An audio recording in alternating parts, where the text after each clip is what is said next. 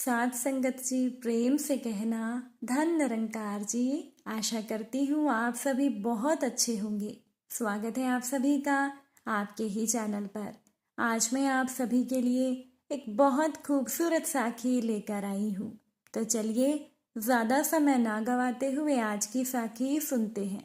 साथ संगत जी, बहुत पुरानी बात है। एक राजा के दो पुत्र थे। राजा की मृत्यु के बाद राजा के मंत्रियों ने राजा के बड़े पुत्र को राजगद्दी पर बिठाना चाहा, लेकिन राजा के बड़े पुत्र ने कहा कि मैं शासन नहीं करना चाहता हूँ। कृपया आप लोग मेरे छोटे भाई को राजा बना दें।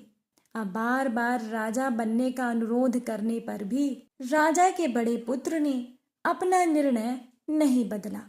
इसलिए राजा के मंत्रियों ने छोटे राजकुमार को राजा बना दिया। बड़ा राजकुमार राजसी ठाट बाट का परित्याग करके शहर छोड़कर चला गया। राज्य के एक छोटे से गांव में जाकर एक व्यापारी के साथ राजा का बड़ा बेटा काम करने लगा। एक दिन की बात है कि एक शाही सेवक गांव में जमीन मापने के लिए आए।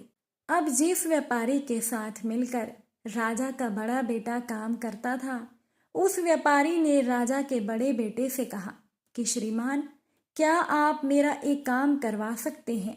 कृपया आप अपने छोटे भाई से अनुरोध करके मेरा कर मुक्त करवा दें। अब बड़े राजकुमार ने तत्कालीन अपने छोटे भाई को एक पत्र लिखा कि वो एक व्यापारी के पास काम करता है और कृपया उस व्यापारी का कर माफ कर दिया जाए। तो राजा ने उस व्यापारी का कर क्षमा कर दिया। सभी गांव वालों को जब इस बात का पता चला तो वो भी बड़े राजकुमार के पास आए और कहने लगे कि श्रीमान, हम लोग अपना कर आपको दे दिया करेंगे, पर आप राजा से कहकर हमारा कर भी मुक्त करवा दें।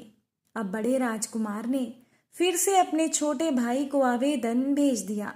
इस प्रकार सभी गांव वालों को कर से मुक्ति मिल गई और उन सभी ने बड़े राजकुमार को कर देना शुरू कर दिया।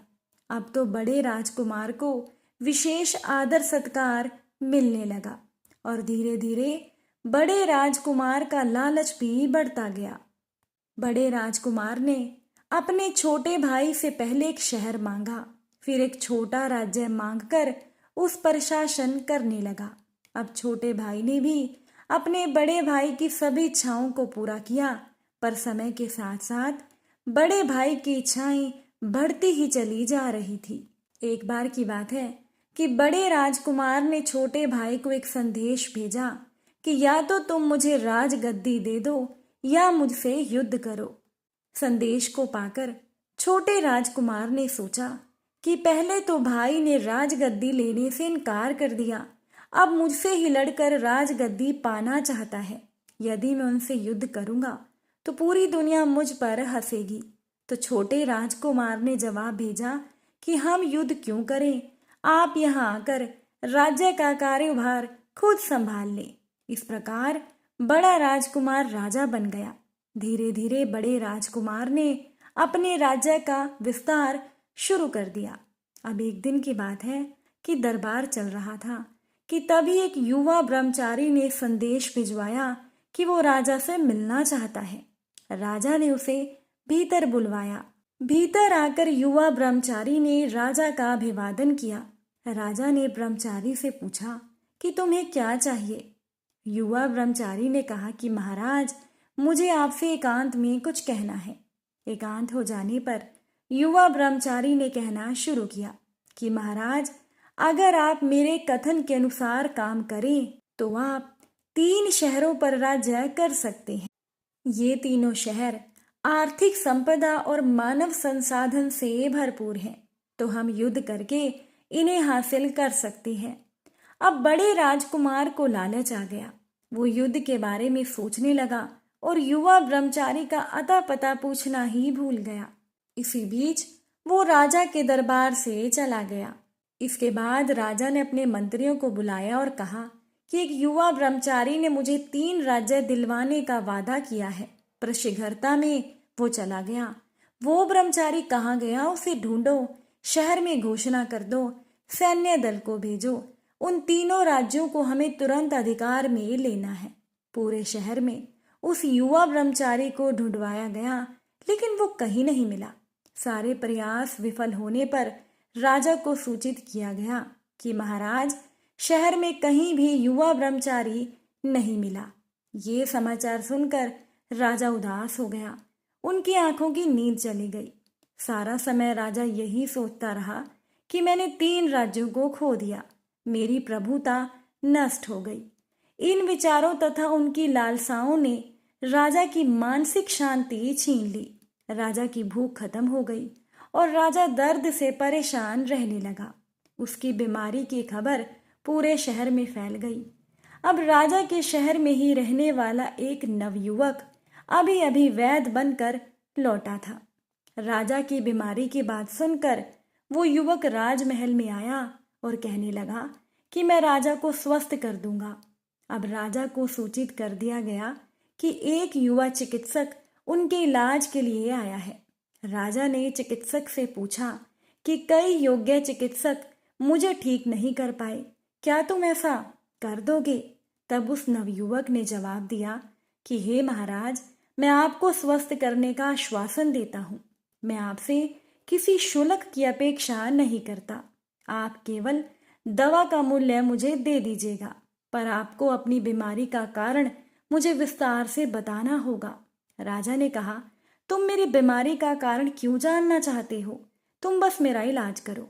तो चिकित्सक ने कहा कि महाराज, जब तक चिकित्सकों को बीमारी के कारण के बारे में बताया नहीं जाता, तब वो योगी का पूरी तरह से इलाज नहीं कर पाते हैं। तो राजा ने उस नवयुवक को शुरू से लेकर अंत तक की सारी बातें बता दी। युवा ब्रह्मचारी का राजा के शहर में आना, 3 शहरों को जीतने का प्रस्ताव राजा को देना तथा अपने स्वास्थ्य की वर्तमान अवस्था, राजा ने सारी बातें उस युवक को बता दी। राजा ने कहा कि युवक, मेरी बीमारी का प्रारंभ उन 3 शहरों पर अधिकार प्राप्त करने की लालसा से हुआ था। अगर तुम मेरा इलाज कर सकते हो तो मैं खुश हो जाऊंगा।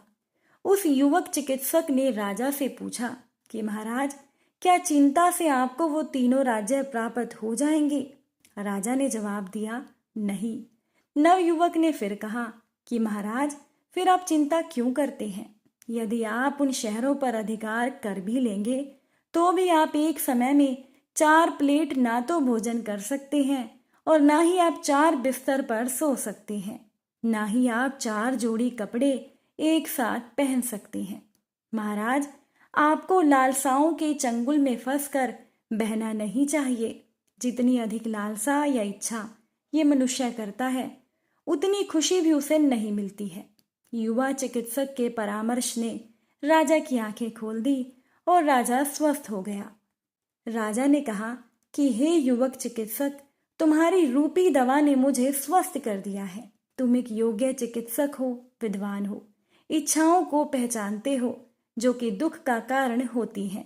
इसीलिए जितनी कम इच्छाएं मनुष्य की होंगी, उतना ही वो कम दुखी होगा। उसके बाद वो युवा चिकित्सक एक अनुभवी परामर्शदाता बनकर राजा की सेवा में रह गया। साध संगत जी, मनुष्य के दुख का असली कारण ही इच्छाएं और उसकी लालसाएं हैं। जब मनुष्य की इच्छाएं खत्म हो जाती हैं, तब मनुष्य के दुख भी खत्म हो जाते हैं। आपको आज की साखी कैसी लगी? कमेंट करके ज़रूर बताइएगा। फिर मुलाकात होगी आप सभी से एक नई साखी के साथ। साध संगत जी, प्यार से कहना, धन निरंकार जी।